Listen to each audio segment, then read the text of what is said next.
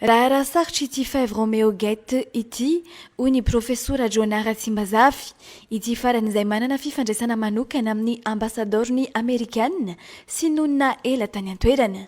Namafisiny fa manana ny fomba fiasany, ny fomba fanaovany fanadihadiana ary indrindra ny fitsikilovana izay amantarany iraisam-pirenena azy ny Amerikanina. Azo antoka fa tsy hijanona amin'ny fanesorana ireo olona voakasika tahaka ny fomba fiasan'ny fanjakana malagasy Etazonia.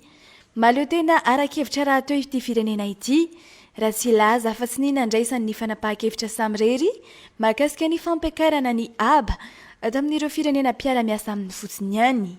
Za mino ary tsy maniry zavatra ratsy ho an'ity firenentsika ity fa za mino fa manana ny fomba ny anaovana investigation andreo Amerikanina reo tsy voatery ara-miasa aminao ka na izy ary limogenao dolidoly ary ministra rehetra rehefa manana ny eritreriny zareo tsy izy tsy nihira aminao nanao an'ireny taxe reny tsy nihira tamintsika izy aloha fa dia nanapetra n'olo izy ary zay ny toetra ny Amerikanina ka za zany fahafantarako an'io raha sarotra io tsy maniry loza ho amin'ny firenentsika ao fa manana ny fomba anaovana investigation dia za miteny hoe mahandrasa dia aloha hitatsika io tsika zany manao ny atsikitsika eto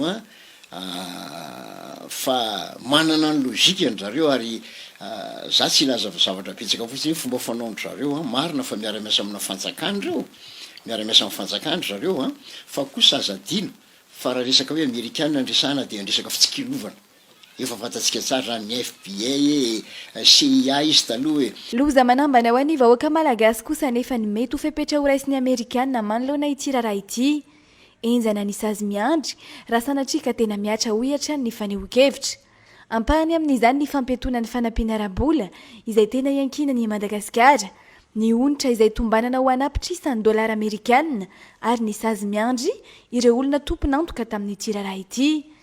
Tsy azo hidivirana fa samy anampitrotraka ny vesatra efa iainan'ny vahoaka malagasy avokoa ireo raha toka miatra sazy izay vokatry ny fitiavan-tena sy ny fitadiavana tombontsoa an'olom-bitsy monja raha ny fanazavany. Manjary mampalahelo fotsiny zany dia zao hoe le vahoaka ve sanatriny voasazy le vahoaka tsy mahalaliana iny efa miady mifakondro vava ny voasazina sazy raha Madagasikara mahazo azy raha lenanao ny voasazy tsy mampanina reo moa fa manambola be raha teo fa kosa raha le vahoaka tsy manatsiny ary mpianatra zao tsy fantatra hoe inona ny fiapetra surtout moa amin'ity resaka Donald Trump hafahafa ty ihany ny fandehan'ny politika Amerikanina ankehitriny sanatrivy izy fiatraikany andreo malagasy mipetraka any États-Unis ireo mpianatra malagasy mipetraka any États-Unis amin'izao fotoana zao zany enganeka tsy ho tonga amin'izany hoe ao fa dia zao fotsiny hoe misy manantena zany fa tsy animba loatra fanirina ny iny fa veriky ihany reo manana ny fomba fiasany manana ny fomba fanaony fa dia zao fotsiny hoe rehefa natokisany rehefa nameny zava raha aza mivadika amin'izay amin'ny fireneka angambany afa zao tao no mivadibadika hoe hodina tsy resahana tsy ny Amerikanina zay tompoko. Ankoatran'ny Madagasikara manantanina ny Maurice ihany koa ny sazy avy amin'ny Etazonia mahakasika ity raharaha fiaramanidina ity raha ny lahatsoratra navoaka ny gazety vahiny iray. Manana fohy be ao amin'ny nosy Maurice ihany koa mantsy ny UDAN Aviation izay mitondra ny anaran'ny orinasa nangataka ny immatriculation tamin'ny ACM saingy efa nofafaina izany hoe tsy tazana ao anatin'ny rejistry ny varotra intsony izy amin'izao. Azo heverina ho voasaringotra ho isan'ny hiaran'ny sazy iraisam-pirenena ihany koa i Maurice mahakasika ity raharaha fiaramanidina Five Romeo Get ity. Na izany aza tsy mbola voafaritra mazava ny tena fanapahan-kevitry ny Amerikanina hatreto andrasana kosa ny toy ny raharaha.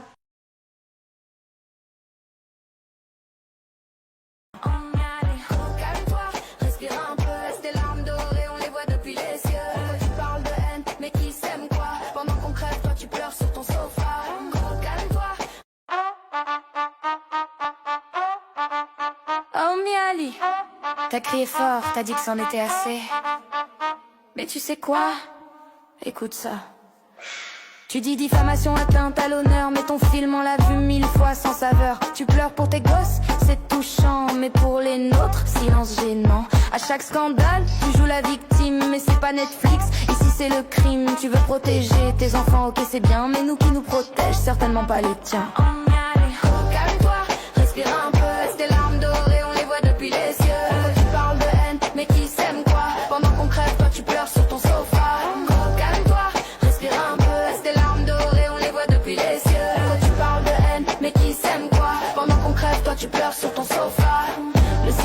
alimente le mensonge, dis-tu, pendant que la vérité se prolonge. Des Boeing fantômes de leur envolée. Mais chut, faut surtout pas en parler. Tu dis que la haine n'est pas une preuve, mais tes discours c'est du vernis qui se creuse. On s'est pensé, oui t'inquiète pas, et on pense que ton théâtre ne nous bernera pas. Tu parles aux penseurs, pas aux enragés, mais tu sais quoi, même les sages sont fâchés. T'es là à faire la morale vers son drama, pendant qu'on rit jaune en regardant tout ça. Oh miaille, calme-toi, respire un peu, laisse les larmes dorées, on les voit depuis les cieux. L'autre tu parles de haine, mais qui s'aime quoi, pendant qu'on crève, toi tu pleures sur ton sofa. Calme-toi, respire un peu, laisse les larmes dorées, on les voit depuis les cieux. Quand tu parles de haine, mais qui s'aime quoi, pendant qu'on crève, toi tu pleures sur ton sofa. Alors continue ton discours façon poésie, nous on vit la vraie vie, pas ta comédie. Tom Yali, tes larmes, on les voit, on sourit, parce que ton respect est dignité. Pas désolé, mais ça fait juste un bon sketch pour minuit. Oh miali, calme-toi, respire un peu, laisse tes larmes dorées, on les voit depuis les cieux. Quand tu parles de haine, mais qui s'aime quoi, pendant qu'on crève, toi tu pleures sur ton sofa. Calme-toi, respire un peu, laisse tes larmes dorées, on les voit depuis les cieux. Quand tu parles de haine, mais qui s'aime quoi, pendant qu'on crève, toi tu pleures sur ton sofa.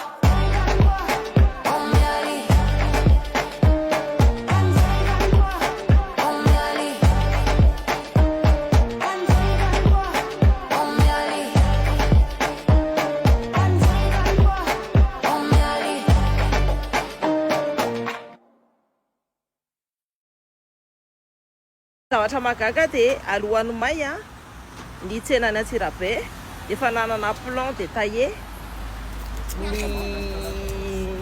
ny mairie an'ny Antsirabe.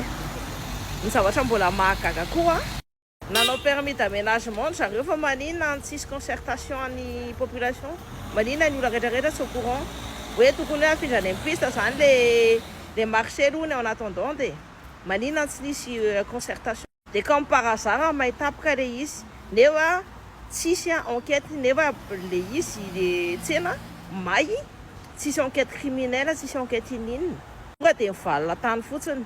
Dia soupçon mitotona any amin'le orange mamparapory dia atondroko anareo le plan io tonga dia misy ny rehetrarehetra. Bref, mino fa natao exprès nandohan'ny tsenany Antsirabe. Zay fa alohan'ny lapory.